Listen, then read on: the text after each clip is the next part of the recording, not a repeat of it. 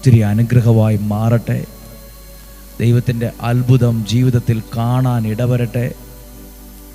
തെളിഞ്ഞ മനസ്സുള്ള ഈ സമയം, പ്രഭാതത്തിൻ്റെ ഈ സമയം, തെളിഞ്ഞ മനസ്സോടെ പ്രാർത്ഥനയോടെ ഇരിക്കുന്ന സമയം, ഈ വചനം നിങ്ങളുടെ പ്രാർത്ഥനയ്ക്ക് മറുപടിയായി, കുടുംബത്തിൻ്റെ അനുഗ്രഹമായി, തലമുറയുടെ വിടുതലായി, സൗഖ്യമായി ഒക്കെയും വെളിപ്പെടും.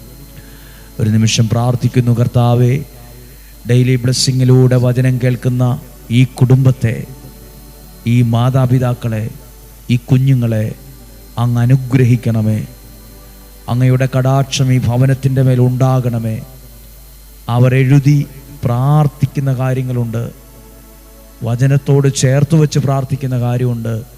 എല്ലാത്തിൻ്റെ മേലും ദൈവത്തിൻ്റെ അത്ഭുതങ്ങൾ സംഭവിക്കാനിടയാകണമേ. ദൈവത്തിൻ്റെ ഇടപെടൽ ഉണ്ടാകണമേ. പ്രാർത്ഥിക്കുന്നു. ദൈവകരങ്ങളിൽ ഏൽപ്പിച്ചു കൊടുത്ത് പ്രാർത്ഥിക്കുന്നു. ഇന്ന് കേൾക്കുന്ന വചനം ജോഷുവയുടെ പുസ്തകം 21-ാം അധ്യായം 43 മുതലുള്ള വാക്യമാണ്. വാഗ്ദത്ത അനുഗ്രഹത്തെക്കുറിച്ചാണ്. ജോഷുവയുടെ പുസ്തകം 21-ാം അധ്യായം 43 മുതലുള്ള വാക്യങ്ങൾ ഞാൻ വായിക്കുമ്പോൾ നിങ്ങൾ വചനത്തിലൂടെ അതൊന്ന് ശ്രദ്ധിക്കാമോ, അല്ലെങ്കിൽ ശ്രദ്ധയോടെ ഒന്ന് കേൾക്കുമോ? ഇസ്രായേലിന് നൽകുമെന്ന് പിതാക്കന്മാരോട് കർത്താവ് വാഗ്ദാനം ചെയ്ത ദേശം അങ്ങനെ അവർക്ക് നൽകി.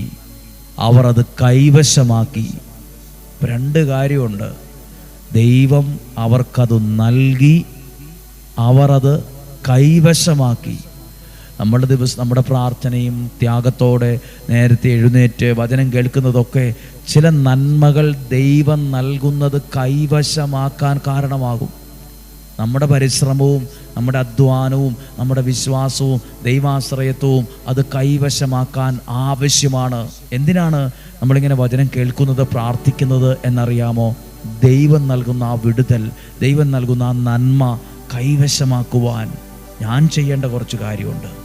അവർ കൈവശമാക്കി, അവിടെ വാസമുറപ്പിച്ചു, അവിടെ താമസിച്ചു. അങ്ങനെ താമസിച്ച ആ സ്ഥലത്തിന് ഒരു പ്രത്യേകതയുണ്ട്. 44-ാമത്തെ വാക്യമാ. ദൈവം അനുഗ്രഹിച്ച സ്ഥലത്ത് താമസിച്ചതിൻ്റെ പ്രത്യേകത. 44-ാമത്തെ വാക്യം.